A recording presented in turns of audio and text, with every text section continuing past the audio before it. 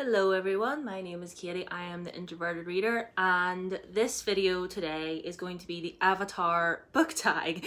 This was originally created by Hannah over at A Clockwork Reader, so I will leave her channel linked down below and you should go subscribe to her because she's lovely. I am amazed that I haven't done this tag before because I love Avatar with my whole heart. It's one of my favorite shows. And yeah, I'm super excited to do this tag, so let's just get into it. So the first one is water. Katara and Sokka, best sibling relationship. Now, it's very rare that I read a book where there's siblings that actually generally have good relationships, because I read a lot of young adult, you know what I mean? But one that really stuck out to me was Tyler and Scarlett from Aurora Rising. The both of them are twins, so they have that bond between them anyway, but like just the way they look out for each other and just the way neither one would let the other, you know, go too far, or like they always have each other's backs. And I love that so much about them. Like, they've been through a lot, these two siblings, and the fact that they still hold on to each other and have that bond is just beautiful. So yes, Tyler and Scarlett from Aurora Rising.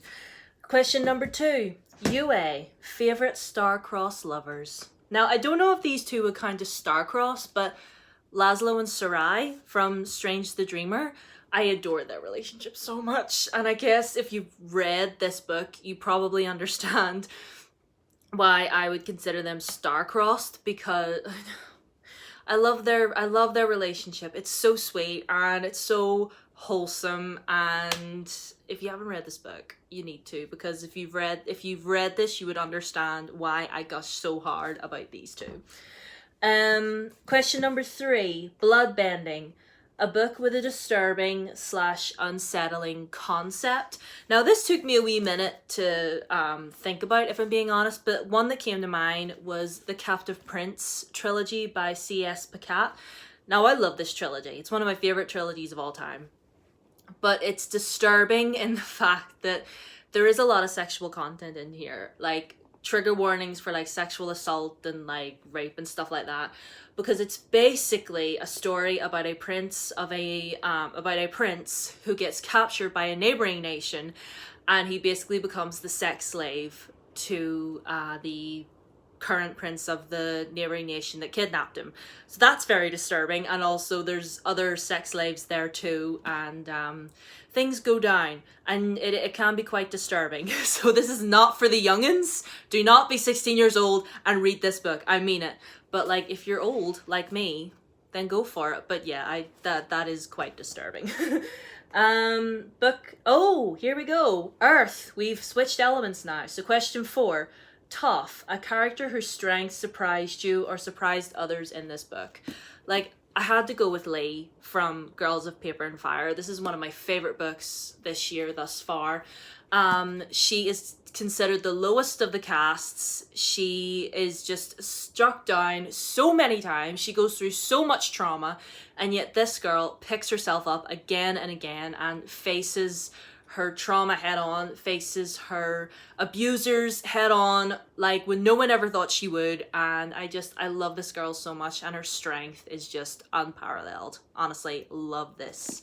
And if you haven't read this, you should. Okay, so question 5, Tales of Ba Sing Se, best short story / poetry collection. I don't really read books that are strictly poetry collections, but this book I'm about to show you has poetry in it, so I don't know if that counts. Proud. This is stories, poetry, and art on the theme of pride. This is compiled by Juno Dawson, and it's basically just a whole bunch of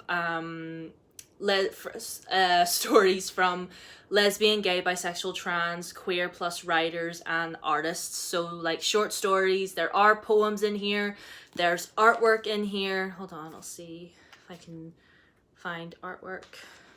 Yeah, there's artwork in here as well. I read this during Pride Month last year, and it's wonderful. It's wonderful. Read this. Read anything by Juno Dawson, but like I highly recommend this. I really love this. And some of the short stories in here, I would read full-fledged novels of. Like, I remember finishing some of these short stories and being like, I want more. I want a full novel about these characters. Like, I love this. I love this so much. Okay.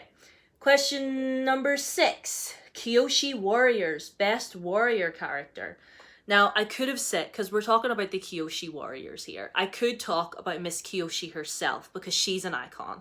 But I want to talk about a character that I read that doesn't necessarily fight with a sword, but he basically has to fight just to exist every single day, and it's Felix from Felix Ever After. I've talked about this book so much, but Felix is a openly trans boy, and basically this book is about him facing the worst transphobia, like transphobia, homophobia, all of that, and basically it is just about this boy who just wants to be his authentic self and get his art degree and go to the best art college that there is. And like I said, he basically has to fight every single day simply to just exist. And the same with all of our trans brothers and sisters and otherwise out there. If you're trans and you haven't read this, I recommend that you should. But yeah, it's just, I love this book so much, and I love Felix so much. So yeah. Fire. I did my makeup inspired by the Fire Nation. Do you like? Okay, anyway. Zuko, my favorite character. Best redemption arc, or redemption arc that should have happened. Now, I can't really think of anybody else to fit this prompt other than Miss Aphrodite Lafont from The House of Night, because this girl went from being the mean girl who did the most heinous things to just basically, she basically is kind of like Zuko in that she literally kind of went through like a metamorphosis and realized her wrongs and basically just came through the other side 10 times the person that she used to be. And like, she's still sassy. She can still be a little bit bitchy sometimes, but all of that she says is said with love, and she becomes such a fundamental member of the crew in this world and this series. And she's one of my favorite characters in this whole world. Like House of Night, love her. Love Aphrodite Lafont. Okay. Wisest character. We're sticking with the House of Night. I'm gonna go with Grandma Redbird. Zoe's granny in this is just, she is considered a wise woman anyway because she's Cherokee and she's very, very proud of her Native American heritage. So, and she is considered a wise woman in her tribe. So, and she just gives the best advice, and she just makes them all cookies, and she just makes them feel safe and warm. Like, we all deserve a Grandma Redbird in our lives, I believe. Like, she reminds me a little bit of my own granny. Like, I'm not Native American or in any sense of the word. I'm whiter than white bread, people. But I just mean that, like, whenever I need, like, anything, like, your granny's always there. And that's what Grandma Redbird is. Do you know what I mean? We stand. Anyway, question not, oh, the wisest character was for Iroh, by the way. We stand Uncle Iroh. Question 9 is Azula. Best downfall. I couldn't, well, again, it was a little bit difficult for me to try and think, but I'm going to go with just this whole story as a whole. Cinderella is Dead by Kaylin Barron. Basically, this is a story about two girls smashing the patriarchy and basically setting all the girls free in their village of oppression, and just basically showing everyone that every woman has the right to choose. And just watching that go down was just so wonderful. Like, I love this book with my whole heart. I read it last year, and look at all those tabs. Like, whenever I overflow a book full of tabs, you know I loved it. But yeah, just the downfall of the patriarchy. We love that. Number 10, Air, is for Appa. Question 10, favorite fictional animal / pet. Any of the animals from the House of Night. Nala, Zoe's cat. Duchess, who is Stark's dog, who then gets adopted by Jack. But Duchess, the golden Labrador, we love her. Any other cute little animals? Animals? I don't really see. It's really sad. I don't. Oh, all of the dogs from Tales of a New World, which is down there. By PC Cash, she includes a lot of dogs in there, like German Shepherds and Terriers, because she has German Shepherds and Terriers herself, and they're also cute and fluffy. Like, we love animals, right? Question 11 is for Aang, purest cinnamon roll, just the character you want to protect. And for me, I'm going to go back to Strange the Dreamer, Laszlo Strange.